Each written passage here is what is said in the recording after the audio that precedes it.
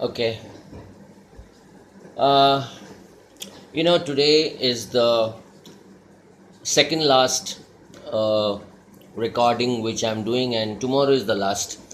And as I said, that I'll be recording these videos and sending you till 15th of April. So tomorrow is the last. And today I'm going to speak on a very serious topic, and the title of this video actually is uh, or the life teaching which I'm going to speak on is a life of sowing and reaping. Please understand one thing very clearly: sowing and reaping is not limited only to the farmers. Of course, they sow, they reap. They sow seeds, they reap the harvest, and then we have food, which is absolutely correct. But we people, all of us, we are also in this whole thing of sowing and reaping. And if we sow wrong things, we will reap wrong things. If we sow good things, we will reap good things. So, what is this what I'm talking about? I'm going to pick two scriptures from the Bible and then explain to you, and it is very serious and very important. Many of us don't know, many of us are not aware. That's why in the Bible God says that my children suffer due to lack of knowledge. So I'm going to give you this knowledge so that you don't suffer, you don't make mistakes, or you don't repeat the same old mistakes, and you change yourself. So let us take these two scriptures from the Bible. The first is, sorry, the first is from Galatians 6, chapter 6, verse 7 and 8. So, verse 7 says, "Do not be misled. No one makes a fool of God." Very serious sentence. Do not be misled. No one makes a fool of God. A man reaps what he sows.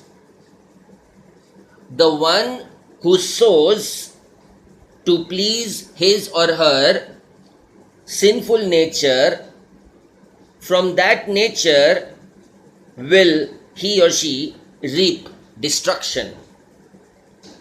And the one who sows to please the Spirit, the Holy Spirit, which means God, from the Holy Spirit or from God, he or she will reap eternal life. I'm going to repeat this again because it's a very serious verse. This is again, I'm repeating the same thing, which is from Galatians chapter 6, verse 7 and 8. It says, "Do not be misled. No one makes a fool of God.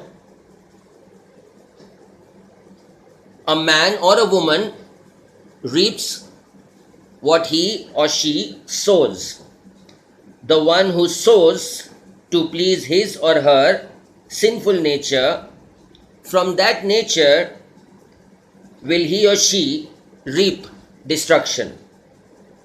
And the one who sows to please the Spirit," Spirit means Holy Spirit or God, "from that Holy Spirit or God will he or she reap eternal life." Now, what is this? The thing about sinful nature, who sows into sinful nature and who sows into to please God. For that, we need to go to another verse. So, in the previous chapter, I was doing Galatians 6, 7 and 8. If you go to the previous chapter, which is Galatians 5, 19 to 22. Galatians 5, 19 to 22. Now see here. What is that sinful nature? The acts of the sinful nature are obvious. The acts of the sinful nature are obvious. What are those? They are sexual immorality, impurity and debauchery, witchcraft, hatred, discord, jealousy, fits of rage, means a lot of anger issues, selfish ambition, dissensions, factions and envy, drunkenness, orgies, etc. etc. I warn you, God is saying this, I warn you, as I did before, that those who live like this, I warn you, as I did before, that those who live like this will not inherit the kingdom of God. So those who are into all this stuff, you need to change yourself. We need to change ourselves. Now what are the signs, or what are those qualities which is about pleasing God so that we have eternal life? Now this goes on. Now this is verse 22. But the fruits of the Spirit, Spirit means Holy Spirit or God, this is what you should have, or I should have, They are love, joy, peace, patience, kindness, goodness, faithfulness, gentleness, and self-control.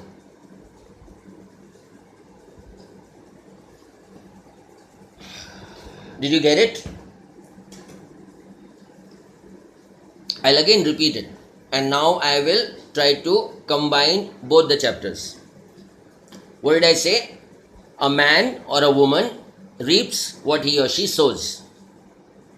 Now the one who sows to please his or her sinful nature, now what is that sinful nature? They are, now I have given some of my extra words here, along with whatever I spoke, along with that, we have drugs, alcohol, sexual immorality, impurity, hatred, jealousy, selfish ambition, envy, etc.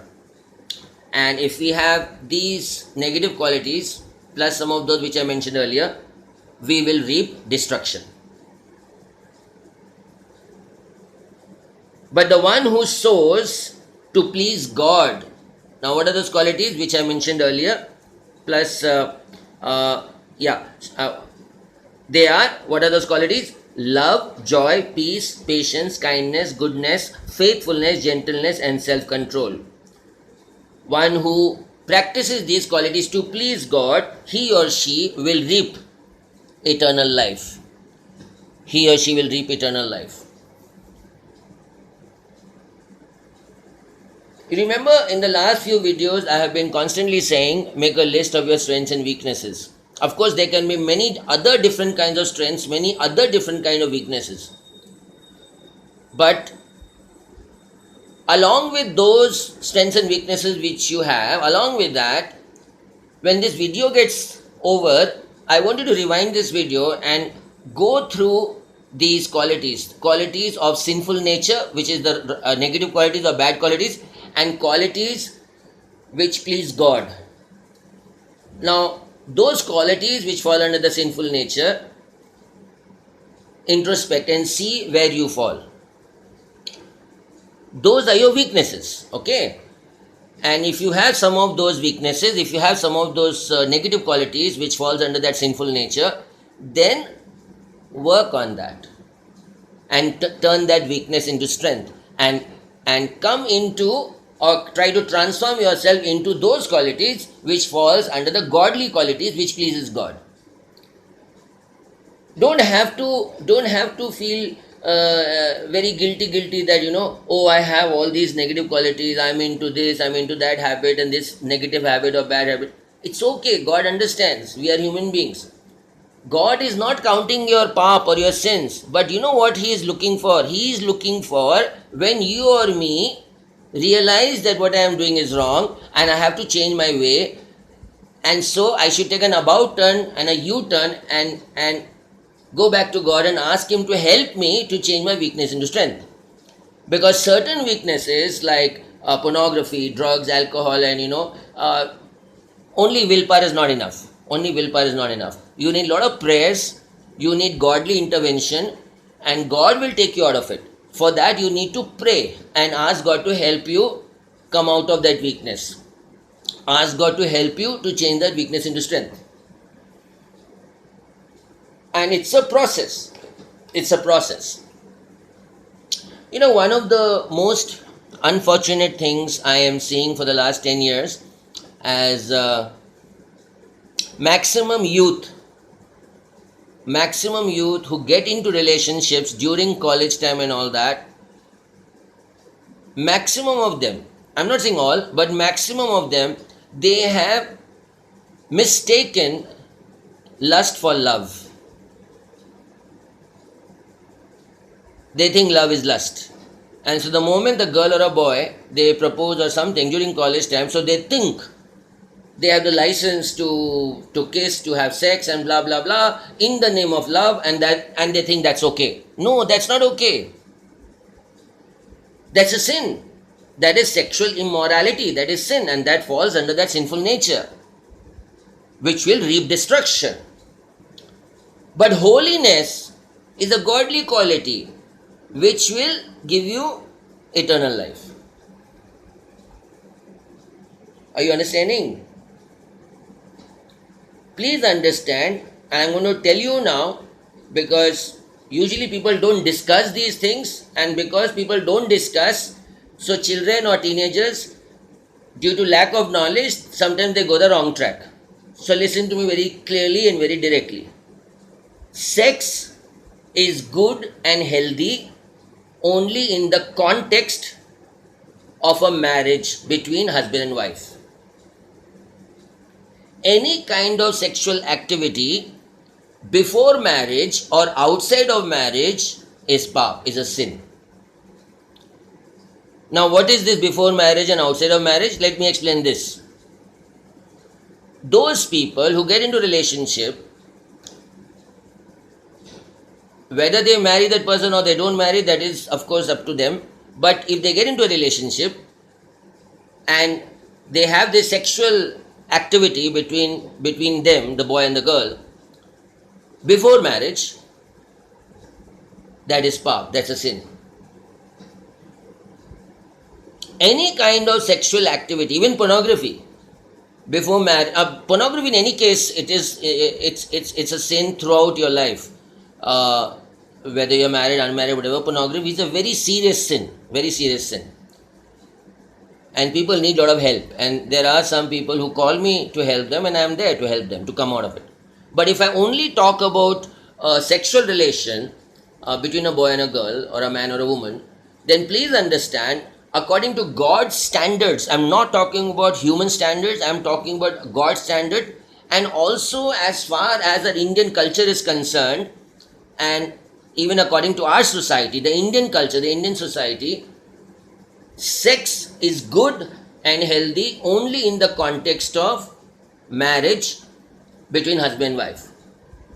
Any kind of sexual activity before marriage or outside of marriage is a sin.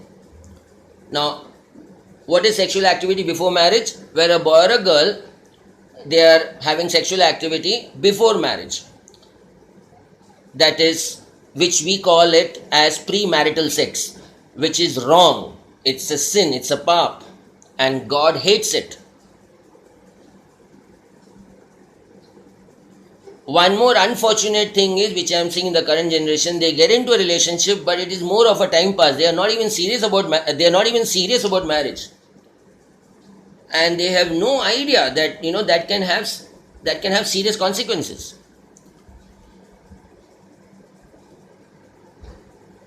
Now, what is that situation or scenario where I said sex outside of marriage is wrong? Now, outside of marriage means these extramarital affairs, where there is a husband and wife, they are married, But outside of that marriage, the husband is having an extramarital affair with a woman, or his wife is having an extramarital affair with another man. That is again sin. That is again pap.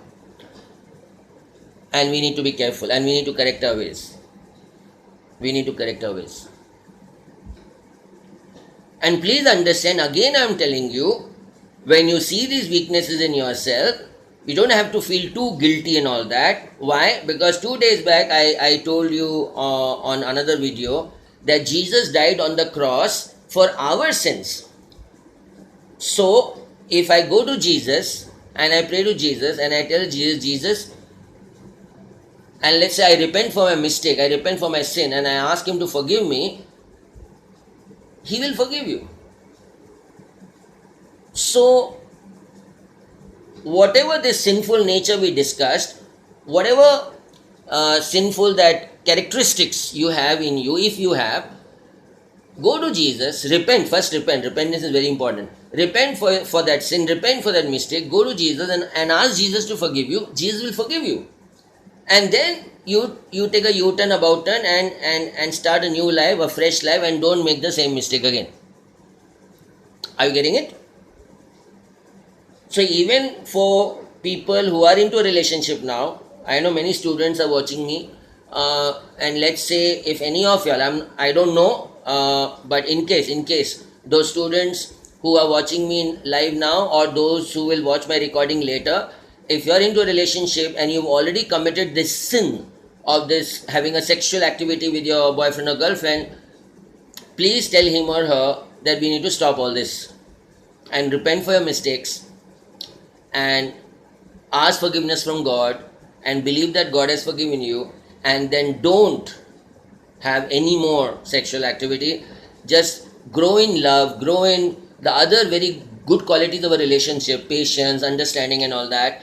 And then also make sure that you marry him or her when the time comes, after convincing your family members and with your parents' blessings and all that, that you get married. Then after marriage, you can have that sexual relation, which is absolutely okay in front of God's eyes, in front of society's eyes. That's how procreation happens and all that. So that's cool. So take these teachings very seriously and apply. And because today this is the second last day I am giving you this teaching through recording or through this video, so I had to speak these very serious stuff so that you get blessings from God and your life is blessed. Your life is blessed. So all of us, including me, I am no exception, all of us need to introspect our nature, our personality, our character, and see if there are any character flaws in us, any areas where we need to work on. And once we understand our character flaws, then work on those character flaws and change those weaknesses into strengths with the help of God. So you've got to spend time in prayer and ask God to help you. Okay, so I hope I was able to make things pretty clear to you. I want you to understand this, and with this we'll end with a word of prayer. Can a farmer sow seeds of wheat? Can a farmer sow seeds of wheat and expect rice as harvest? No, na. If he sows seed of wheat, he will get wheat only.